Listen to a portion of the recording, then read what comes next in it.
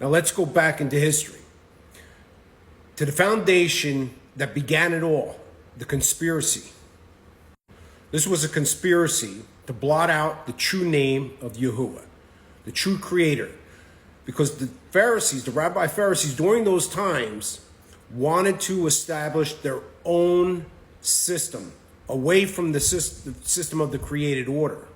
This was during the time of King Ahab, 870, 850 BCE, who influenced his decision to start blotting out the true name of Yahuah was from a person you probably already know, his wife, Jezebel.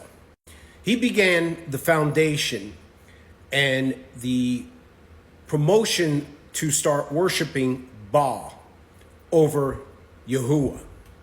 Now, when you look at this deity, Baal, from the Canaanites, you'll see that it is derived from the word Adonai, meaning master. What else do we get this word from? Lord. This is why a lot of times looking at when the Christian community uses Lord, it is actually indicating the deity of Baal. Not the Savior, but Baal. It is also the meaning of master. And they have blotted out this name over 6,000 times within the Old Covenant to replace it from Yahuah to Baal.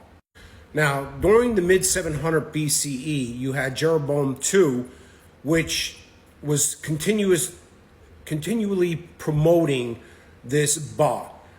One of the prophets, Elijah, actually challenged this belief system that they were promoting. This was during 1 Kings 18, where Elijah challenged the 400 prophets of Baal, which you probably know that story.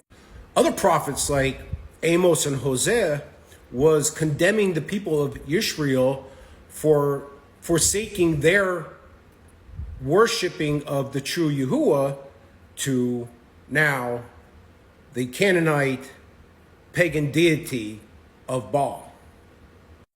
Amos actually mentions the prohibition against pronouncing Yahuwah's name when he quotes in Amos 6:10, "Hold your tongue, for we dare not mention the name of Yahuah," end of quote.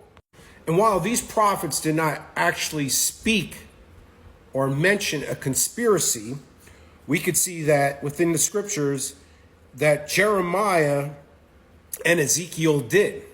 This was in Jeremiah 11:9. Also, during Jeremiah's time, which was around 650 to 570 BCE, he stated that there is a conspiracy which the prophets forgot his name and replaced it with Baal. This is in Jeremiah 23, verses 26 and 27.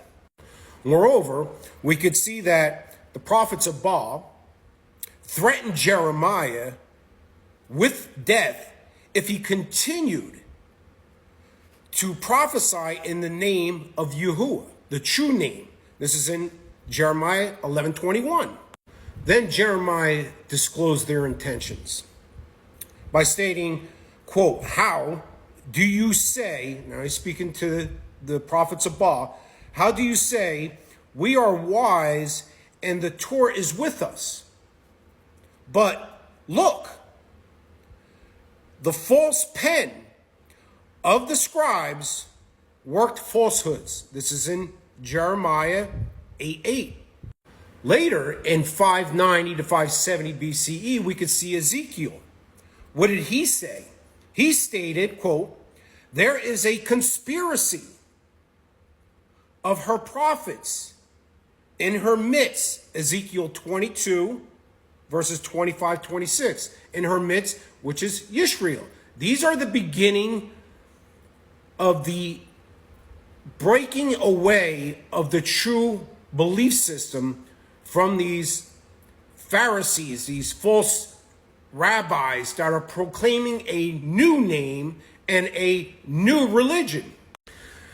That is why you ever see the Jewish people today, what they do, they blot out his name. They don't like to pronounce his name. They don't even like to say God or write God. They'll do G-D because they state it as it is respectful. But what we could see throughout all of Scripture, the true creator, Yahusha and Yahuah, want their names pronounced. It is a relational based belief system, but they have blotted that out. That it was the beginning of this foundation of these closed systems. Now, this system was starting to be created in 870 BCE. You have then the Babylonian Exile, the 70-year Babylonian Exile, which was around 580 BCE. The Babylonian Exile actually was a time period where these rebellious Pharisees, rabbinical Pharisees, or Israelites that were a part of the system that wanted to break away and start their own closed system. And it was all based about control and manipulation.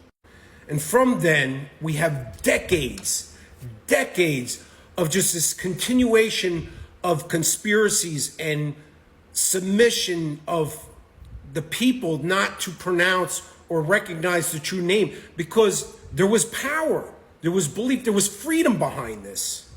And from that establishment of that foundation of this closed system was used for hundreds of years until the first century, in which Yahusha came and challenged it.